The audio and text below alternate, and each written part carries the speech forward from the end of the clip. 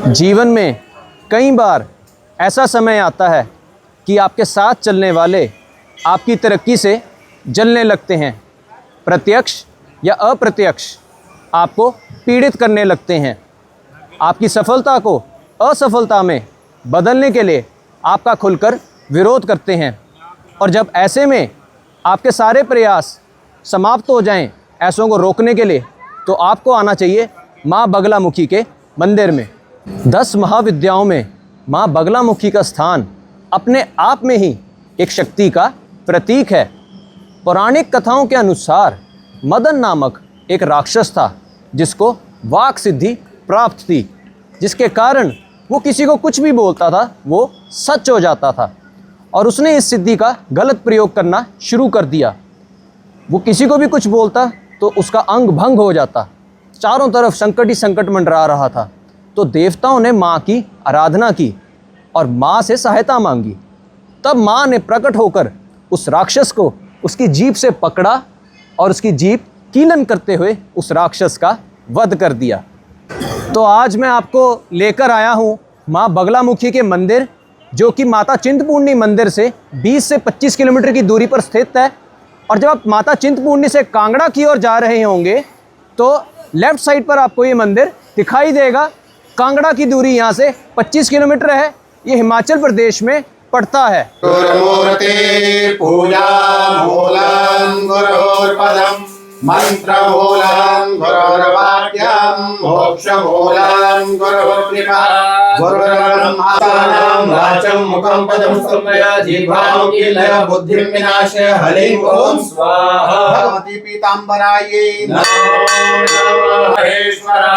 गुरुर्साक्षात् परं ब्रह्मा तस्मै श्री गुरवे नमो नमः। ओम मधेसुधावरे मणिमण्डपरतनं वेद्यां सिंहासनोपरि गतां परिपीतवर्णाभिताम्बरावर्णमाल्यां विभूषिताङ्गनि देवी स्मरामि। ऋतमुदगर्भैरी जिह्वां क्रमादाय करोमि देवी वामेन शत्रून् परिपीडयन्तीं गदा विघातीं च दक्षिणेन पीताम्बराढ्यां नमामि। पीतशङ्खं गदाहस्ते पीतचन्दनचर्चिते वगले मे वरं देहि शत्रु संघविदारिणी। त्रिशूलधारिणी अम्बा सर्वसौभाग्यदायिनी सर्वशृङ्गारवेषाढ्यां देवीं ध्याये परिपूजयेत्। बगलामुखी सिद्धपीठ स्थाने हे माता रानी, सुख रखना, शांति रखना, कल्याण करना, सर्व कामना सिद्ध करना, बोल सच्चे दरबार की जय। तारा बगलामुखी महामाई जी दा बोल सच्चे दरबार की। ओम हलिं बगलामुखी सर्वदुष्टानां वाचं मुखं पदं स्तंभय जिह्वां कीलय बुद्धिं विनाश्य हलिं ओम स्वाहा। ओम हलिं बगलामुखी सर्वदुष्टानां वाचं मुखं पदं स्तंभय जिह्वां कीलय बुद्धिं विनाश्य हलिं ओम स्वाहा। जय तारा पीताम्बरा महामाया जी दा बोल सच्चे दरबार की। भगवती पीताम्बरायै नमो नमः। माँ बगलामुखी को पीताम्बरी भी कहा जाता है।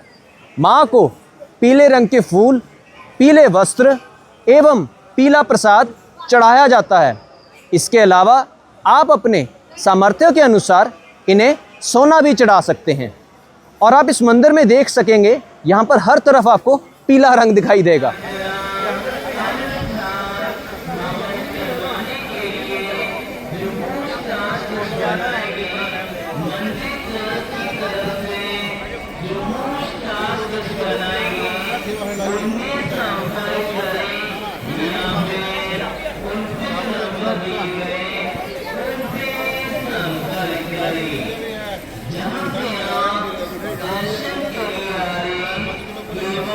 तो अभी मेरे राइट साइड में यहाँ पर हवन हो रहा है, आपको मैं भी दिखाता हूँ। यहाँ पर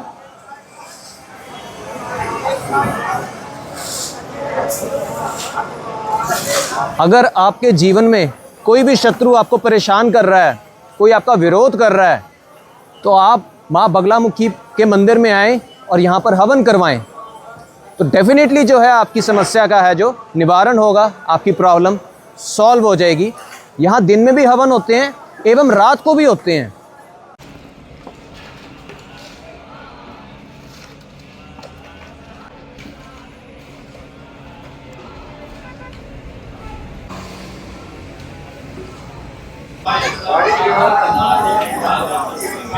तो इस मंदिर में ये अखंड ज्योत है जो सदैव ही जलती रहती है। आपको एक और बात बताना चाहूँगा, राम रावण युद्ध से पहले भगवान विष्णु के 7वें अवतार श्री राम ने भी माँ बगलामुखी की साधना की थी और विजय का वर प्राप्त किया था। तो अब मैं आपको बताता हूँ माँ बगलामुखी की उत्पत्ति की कहानी। सतयुग की बात है, राक्षसों ने एक यज्ञ किया जिसके कारण बहुत भयानक तूफान आया, जिससे पूरे ब्रह्मांड में त्राही त्राही मच गई, जिसके कारण सभी देवता मिलकर ब्रह्मा जी के पास पहुँचे और उन्होंने ब्रह्मा जी से कहा इस प्रॉब्लम का निवारण कीजिए। तो ब्रह्मा जी ने बोला कि आप सभी भगवान विष्णु के पास जाएं, क्योंकि भगवान विष्णु ही हैं जो इस समस्या से बचा सकते हैं। तो सभी देवता मिलकर भगवान विष्णु के पास पहुँचे। तो सभी देवताओं की प्रार्थना सुनने के बाद भगवान विष्णु ने सौराष्ट्र प्रदेश, जो कि आज की डेट में गुजरात के नाम से जाना जाता है, वहाँ पर हृदया नामक सरोवर के समीप बैठकर माँ बगलामुखी का आवाहन किया, जिसके कारण माँ बगलामुखी भगवान विष्णु के तेज से उत्पन्न हुई और उनके वस्त्र जो थे उनकी उत्पत्ति के समय हल्दी के रंग जैसे पीले थे। और माँ बगलामुखी को स्तंभन की देवी कहा जाता है।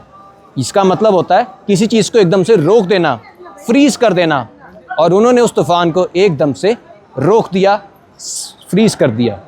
तो इस मंदिर में जब आप नीचे की ओर आएंगे तो यहाँ पर एक अत्यंत प्राचीन शिवालय भी मौजूद है, आप देख सकते हैं कितना ऊंचा शिवलिंग है।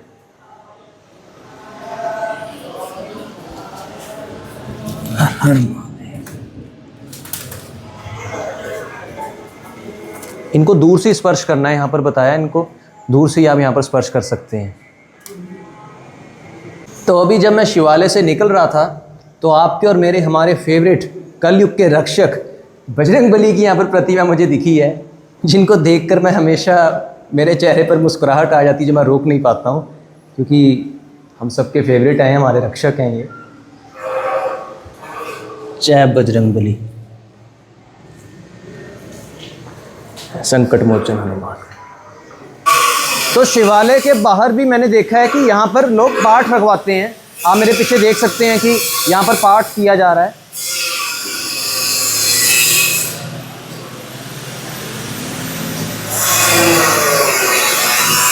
यदि आपके जीवन में कोई आपको परेशान कर रहा है, कोई आपका शत्रु है, खुलकर आपका विरोध कर रहा है, तो आप इस स्थान पर आएं, हवन करवाएं, माता को माथा टेकें, आपकी समस्या का निवारण पक्का होगा। पर एक बात का और ध्यान रखें, कुछ लोग ऐसे भी होते हैं कि उनको कोई परेशान नहीं कर रहा होता है, जस्ट वो अगले से जेलसी करते हैं और वैसे ही अगले को पसंद नहीं करते हैं, तो भी वो यहाँ आकर पूजा हवन वगैरह करवाते हैं, लेकिन माता ऐसों की साधना कभी स्वीकार नहीं करती है। फॉर एग्ज़ाम्पल, निकुंबला देवी की पूजा की थी इंद्रजीत ने। निकुंबला देवी भी तंत्र की देवी हैं, पर वो पूजा उसको उल्टी पड़ गई और अंत में क्या हुआ आप सभी जानते हैं। तो इसीलिए अगर वाकई में कोई परेशान कर रहा है तभी यहाँ आकर हवन करवाएं, ऐसे बनना उल्टा असर पड़ सकता है। और आपको एक और चीज़ कहना चाहूँगा, इस कलयुग में हमारे सबसे बड़े जो शत्रु हैं वो हमारे अंदर के नेगेटिव इमोशंस हैं, गुस्सा, स्ट्रेस, टेंशन, डिप्रेशन। तो इन सब को एलिमिनेट करने के लिए यहाँ पर आप आएँ, हवन करवाएं, माता को माथा टेकें, जिससे कि आपकी प्रॉब्लम सॉल्व हो जाएगी। आशा करता हूँ आपको आज का एपिसोड पसंद आया होगा। मैं मिलूँगा अब आपसे अगले फ्राइडे, तब तक के लिए जय माता की।